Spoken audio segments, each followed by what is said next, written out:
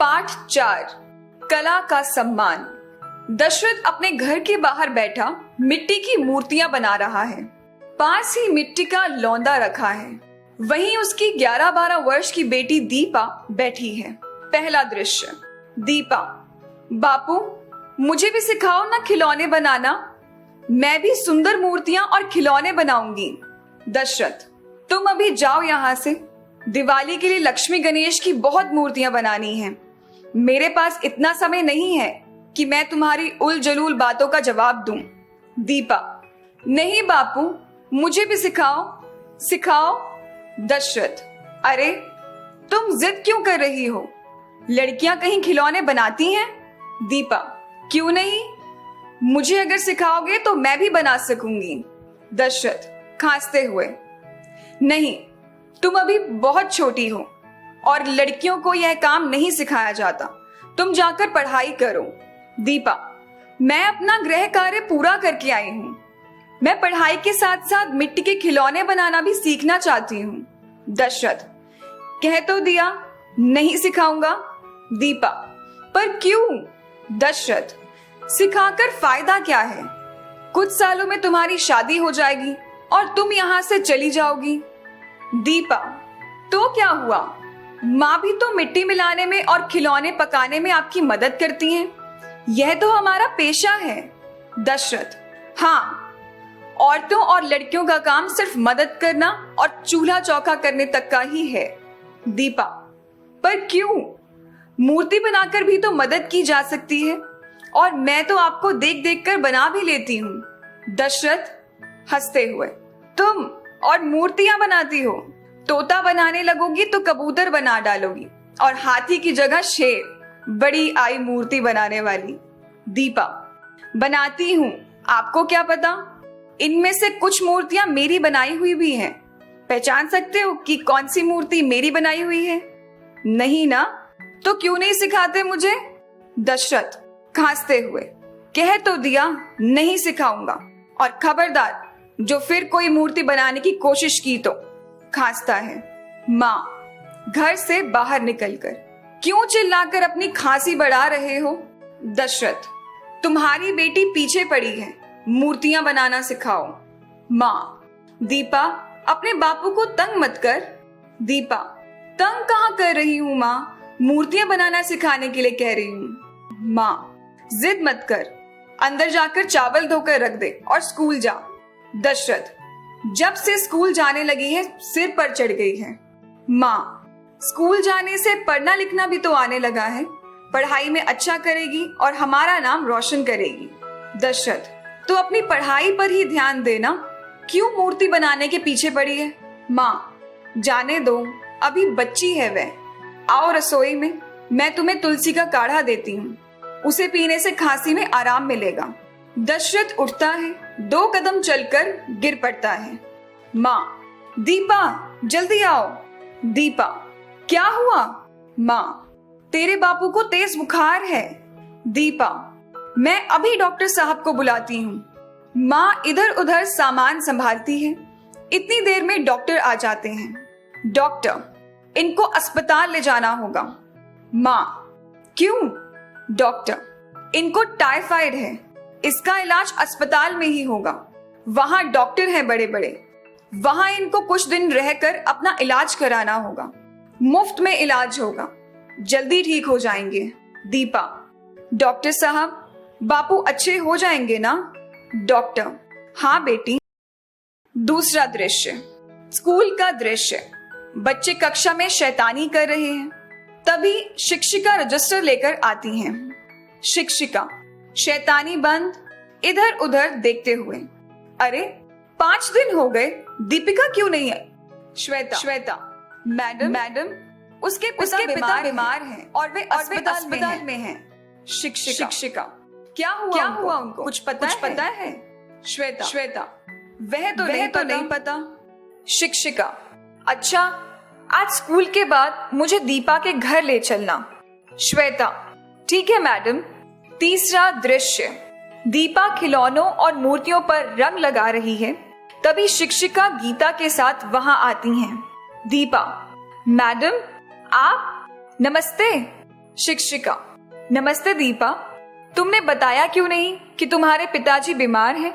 अब कैसे हैं वे? दीपा, अस्पताल में हैं। माँ वहीं गई हैं। पहले से तो ठीक हैं, पर अभी उन्हें कुछ दिन अस्पताल में रहना पड़ेगा। ये लो, माँ आ गई। शिक्षिका, नमस्ते, मैं दीपा की अध्यापिका हूँ। कैसे हैं दीपा के पिता? माँ, बुखार कम हो रहा है, पर खांसी काफी है। अस्पताल में रहना नहीं चाहते। शिक्षिका, क्यों? वहाँ कोई तकलीफ है? माँ, नहीं, वे कह रहे थे कि इस त्योहार सिर पर हैं। अगर मूर्तियां और खिलौने समय से नहीं बने तो पैसे कैसे मिलेंगे? साल भर में यही समय कमाई का होता है। दीपा, माँ, पर हमने तो बहुत खिलौने बना लिए हैं। देखो, मैंने रंग भी दिए हैं। कितने सुंदर बने हैं। माँ, बापू को बताऊंगी। माँ, नहीं बेटी, वे और नाराज हो जाएंगे। जानती है ना, वे तुम्हें हाथ तक नहीं लगाने देते इन खिलौनों को। शिक्षिका, दीपा, ये खिलौने तुमने बनाए हैं? माँ, हाँ मैडम जी, इसके हाथ में जादू है। बिना सीखे देख देख कर इतने सुंदर बना लेती है। पर इसके बापू समझते हैं कि लड़कियों को यह काम नहीं करना चाहिए। शिक्षिका, क्यों नहीं करना चाहिए? अब तो लड़कियां सब काम करती हैं। इसने इतने सुंदर खिलौने बनाए हैं। दीपा, यही बात मैं बापू से कहती हूँ और उनसे सीखना चाहती हूँ। माँ, बेटी, हमने मिलकर बना तो लिए, पर अब बेचने बाजार कैसे ले जाएं? वह व्यापारी भी पता नहीं आएगा कि नहीं, जिसे तुमने उसके हिसाब की गलती पकड़कर नाराज कर दिया था। शिक्षिका, कितने पैसे देता है वह आपको इन मूर्तियों के? माँ, बड़े खिलौने के 4 रुपए, छोटे खिलौने के 2 रुपए। शिक्षिका, हैरानी से, बस यह तो बहुत कम देता है। बाजार में तो बड़े खिलौने 10 रुपए से कम में नहीं मिलते हैं। दीपा, सच शिक्षिका जी, मैं बाजार में जाकर खुद बेचूंगी।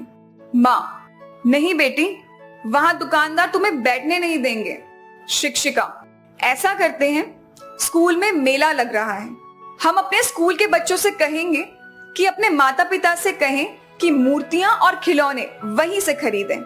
हम वहां 6 रुपए में बड़े खिलौने और 3 रुपए में अन्य खिलौने बेचेंगे। दीपा, यानी बाजार से कम दाम पर? तब तो लोग जरूर लेंगे और हम भी ज्यादा पैसे कमा लेंगे। माँ, यह तो बड़ी कृपा होगी आपकी बहन जी।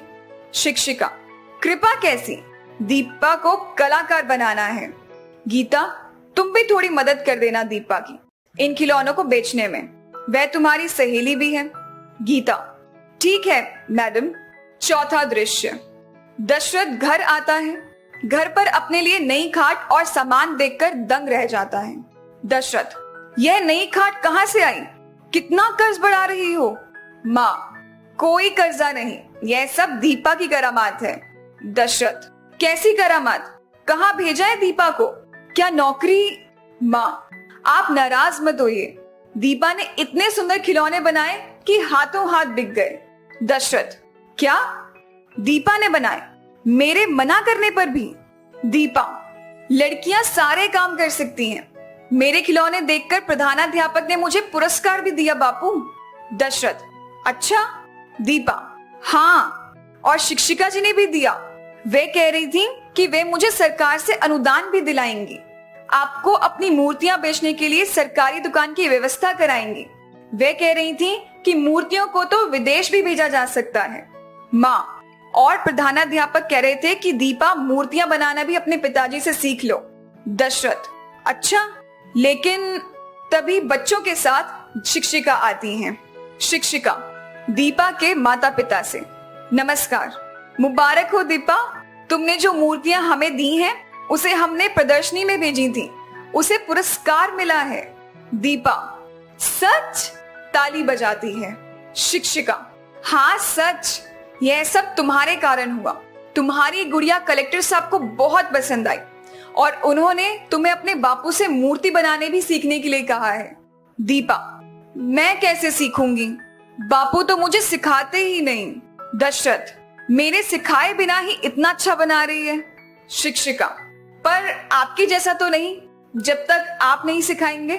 बच्चे, सिखाना पड़ेगा, दीपा को सिखाना ही पड़ेगा। दशरथ, ठीक है, आज मेरी आंखें खुल गई हैं। मैं दीपा को खिलौने मूर्तियां बनाना जरूर सिखाऊंगा, पर एक शर्त है, तुम्हें पढ़ाई में भी अव्वल रहना होगा। दीपा खुश होकर ठीक है बापू। सारे बच्चे ताली बजाने लगते हैं।